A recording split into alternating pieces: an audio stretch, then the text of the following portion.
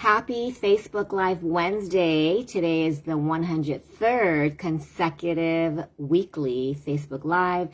And I think this topic, I hope resonates. It's something that I think all of us find ourselves really deep down into. I call it the black hole of disappointment, feeling hopeless, sometimes feeling betrayed, or just wondering, why do I need to suffer?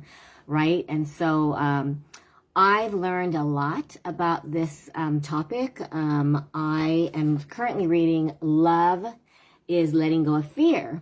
And it talks about how, really look at disappointments, look at hopelessness, frustration, resentment. Anytime you don't feel like love or light, it is based on fear. It's based on just being really upset at your current circumstance, right? So use it as a teachable moment. What is it about it that makes you feel hopeless?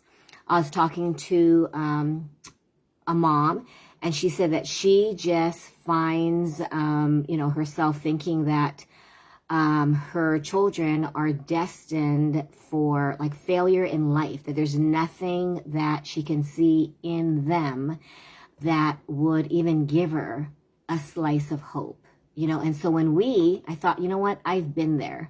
I questioned whether, my youngest has shared her journey about, facing failure, experiencing failure. And we thought, is she going to, pass that current grade? And that was back, in her junior, I don't know, I think it was like almost the entire 4 years of high school. It was a roller coaster where, she'd be getting really good grades, and then she would get really the lowest grade of all. And that's when I thought the universe is teaching me, what? Those F's do not define our children. Their disrespectful behavior when your child is disrespectful, it means that they are just craving independence. They're feeling that their life is powerless because they have no control, right? I talk to my students, and the stress that they feel, or maybe the resentment of needing to spend hours on homework that they don't see valuable, or maybe some of them do see value in it, but they're just mentally and, physically, emotionally exhausted, because it's not just school, it's extracurricular activities. It's just, they have to add in, things that they enjoy, spending time with friends, and hearing the comparisons of what society gives them. You need to get good grades so you can get into a good college, so you can get a good job, so you can have a financially stable income, so that you can, and just look at these milestones that we project. And we really believe that these milestones define success. I found myself comparing and wondering, did I do a good job as a mom? Did I prepare? Did I enable? Did I hinder? And I thought, this is what every parent goes through. And then you throw in, I've been divorced. I overcame, or failed a suicide attempt, and I recently wrote The Gift of a Failed Suicide Attempt. This hopelessness is real, and a lot of us forget that we have the power to control or choose what thoughts to believe, and we forget that we can grab onto faith, or we can grab onto fear. And it could be as small as, maybe there's no parking when you go to Walmart. And then it can be, very, very huge disappointment. Like when I lost my mom, and even though the death of parents is a natural occurrence, right? It's part of life. When we experience loss, whether it's a loss of a relationship, I've been divorced. I think a lot of us who've gone through not even divorce, but heartbreaks. And can children break your hearts? Yes, they can. And so if we really define our behavior, define our worth, our children's worth, when they are doing well in school and they are soaring, you just love them and feel that all is right with the world. but it comes in waves. Life is a roller coaster. My friend Deslan Hakia says it's not even a roller coaster. It's a tangled web of wires. So you might be really, really happy. Then you're all tangled up, feeling confused, feeling lost, feeling like, what do I do now? Because I'm at the end of my rope. I've tried everything. And now there's a part of you who just doesn't care anymore. But then you feel guilty. And then it's just a really tangled yarn of emotions. But I've been learning, and it's not easy to do, but it's a very simplistic process where we take a deep breath and we detach and ask ourselves, why are we fearful? Why are we disappointed? Well, because my child is not doing what they should be doing. Well, why should they be doing that? I mean, why should they be getting good grades? Well, they need to get good grades so they can be successful, because good grades is an indication of whether they'll be successful in life.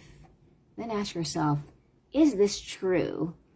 My husband always reminds me, he doesn't say it, but then, he shares that, he barely graduated from high school, right? Does not have a college degree.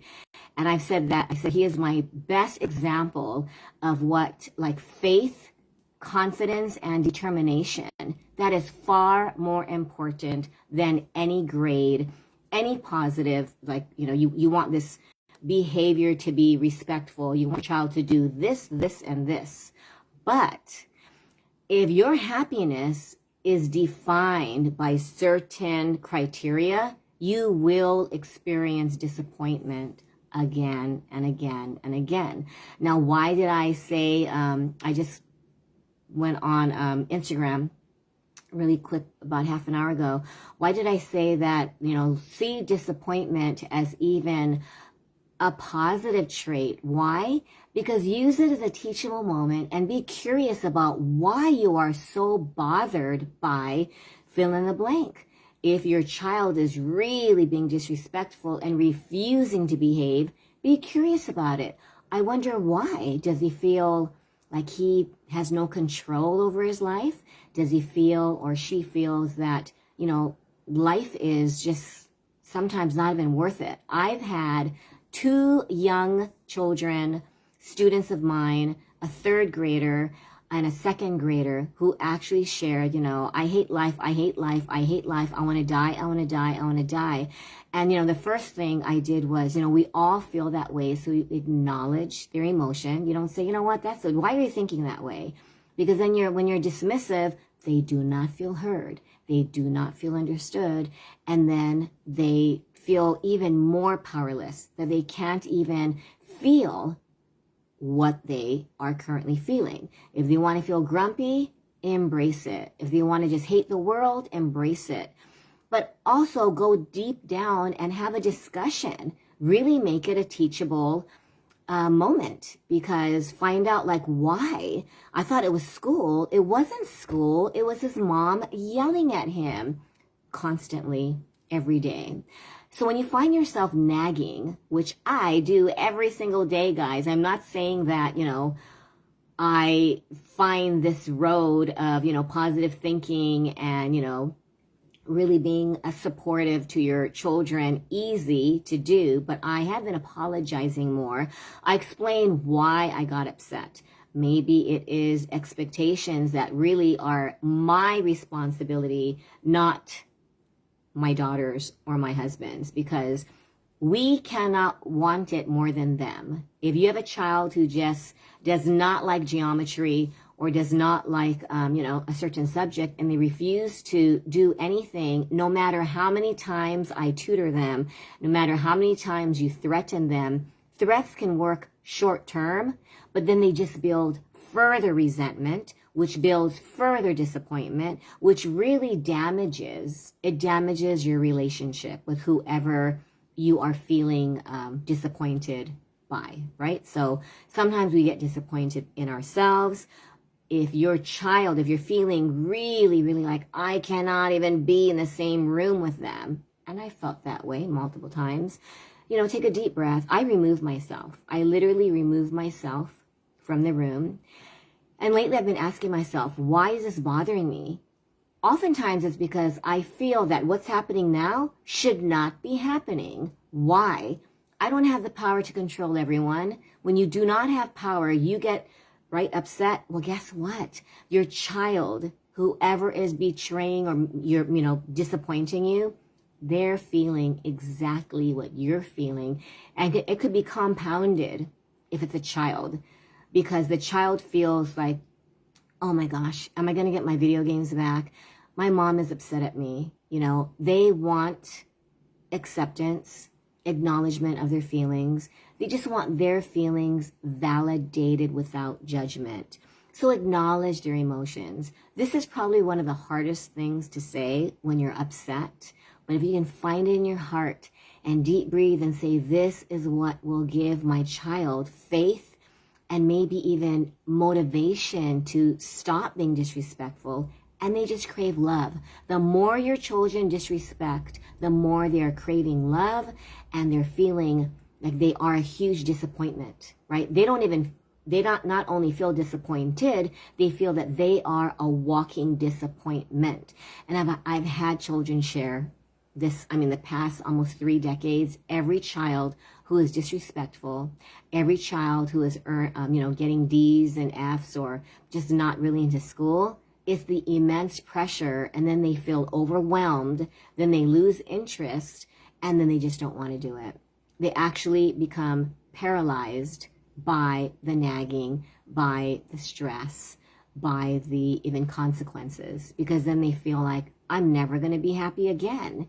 And you look at their brains, they're just still developing, right? Their little brains aren't even developed until they're in their mid-20s. So if you have a teenager, if you have someone in elementary school or a high schooler, they are not only trying to mentally grow, emotionally, they're stunted. So they get even more upset.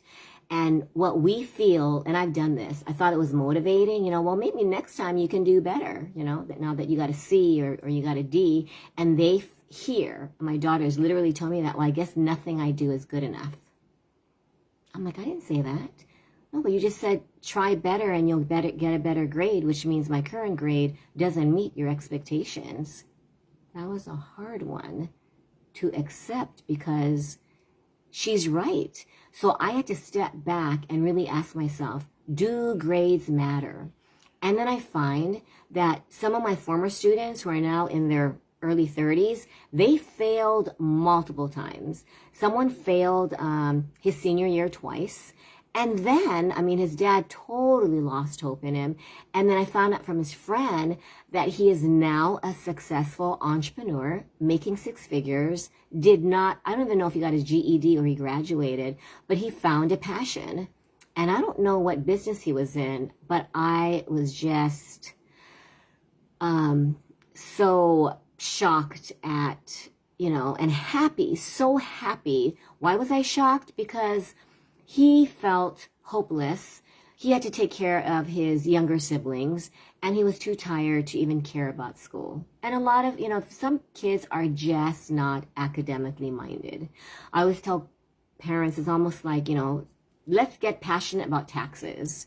I've been procrastinating. It is now April 6th. I'm thinking, oh my gosh. And it's like homework. It's like real life homework. So when you're disappointed, remind yourself, challenges don't define me. I will get through this, and don't let it ruin you, and definitely don't let it ruin your child, because if we don't give them space to grow and space to sit with their disappointment and say, you know what, it's okay. Right now you must be, what's causing this? And they might say, well, I don't want to do homework because it's stupid, and I don't want to go to school because it's stupid. Why? Because I think it's a waste of time. Why is it a waste of time? Because it's boring. And I've been telling kids lately, you know what? Life is filled with boredom. If you don't know how to handle boredom, you will be disappointed a lot. So lately we turn, boring tasks into a game, right? How fast can you do 3 problems? How fast can you put your toys away?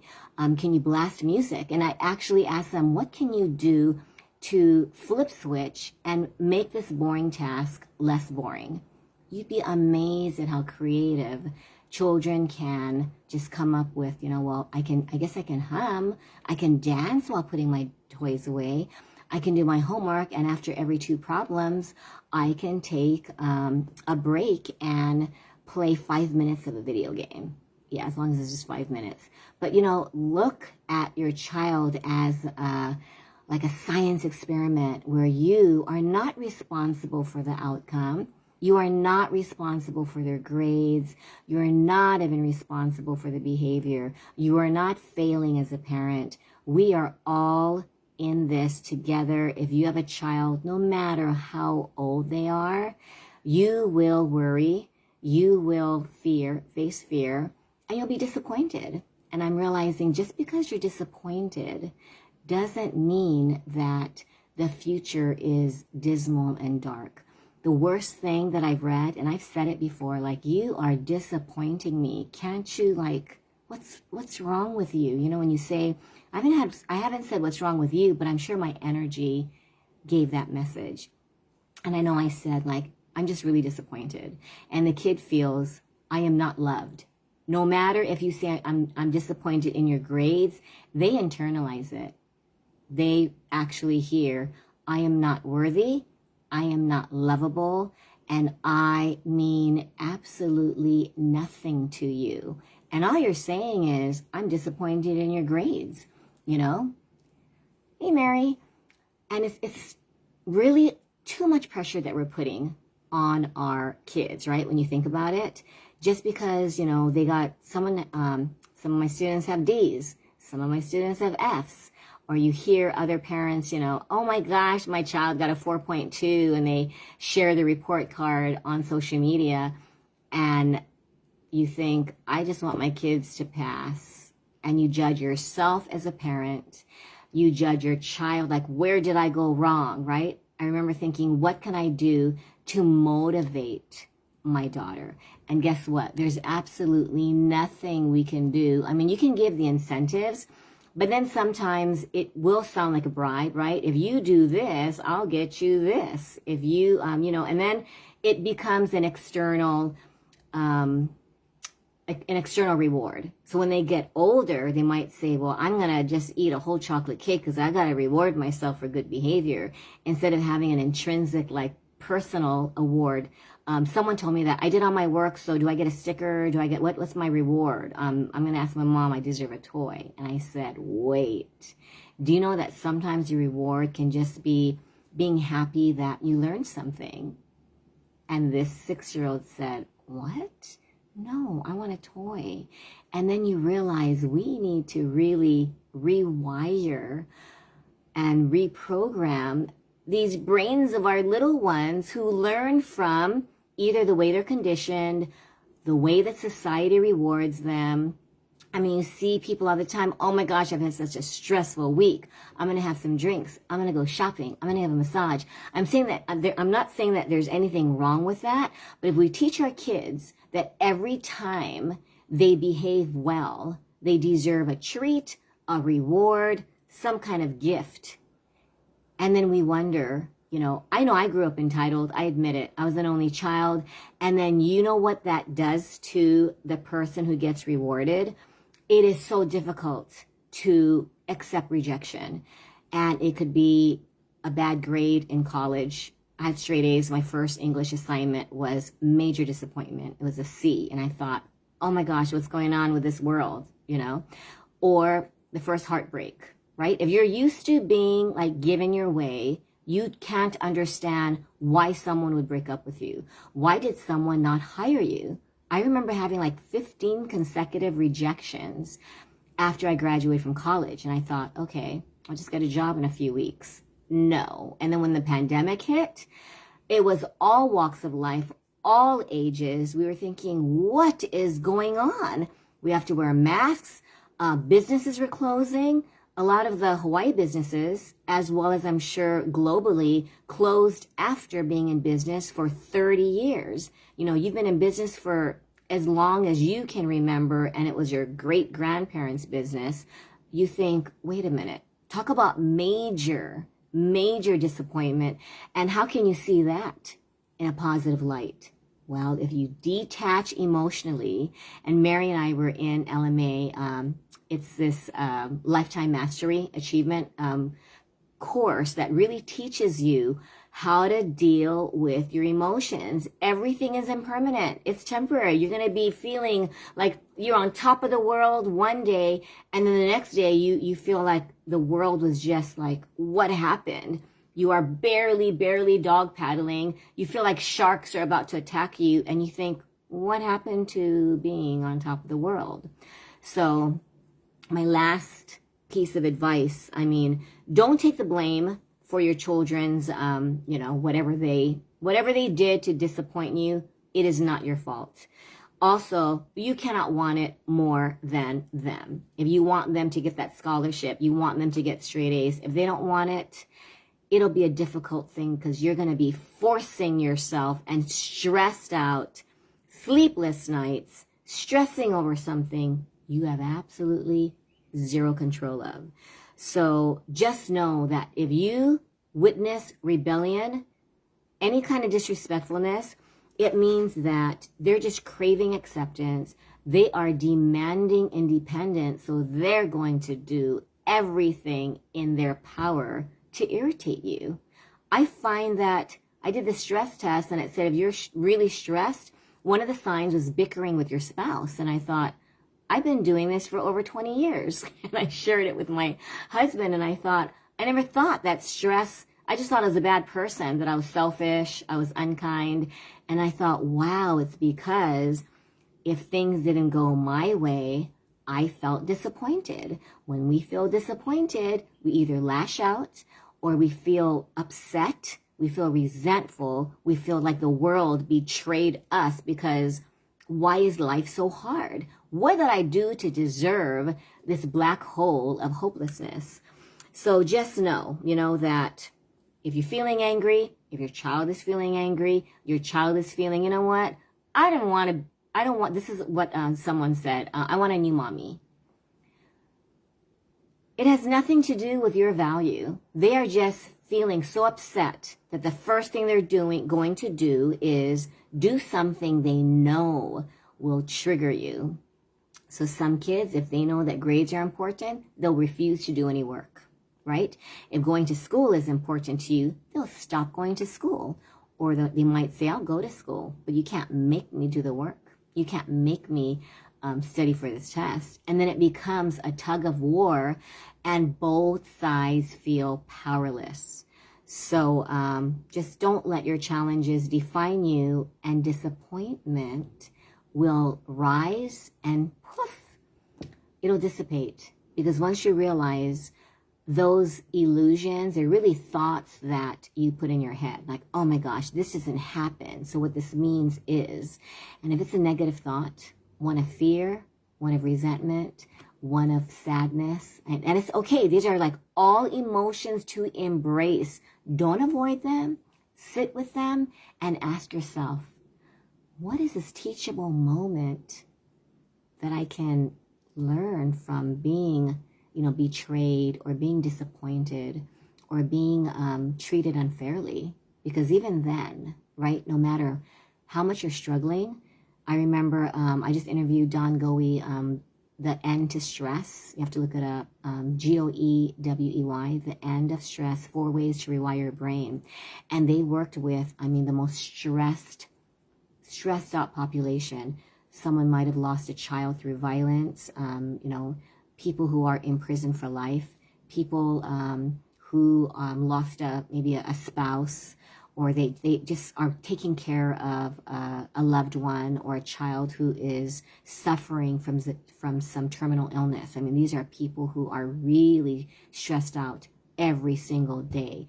And how do they change your mindset and empower them so that disappointment no longer controls their peace? My latest mantra is, hey Mimi, is don't let anything pop my peace bubble. Because if we allow disappointment to pop our peace bubble, we'll be stressed out.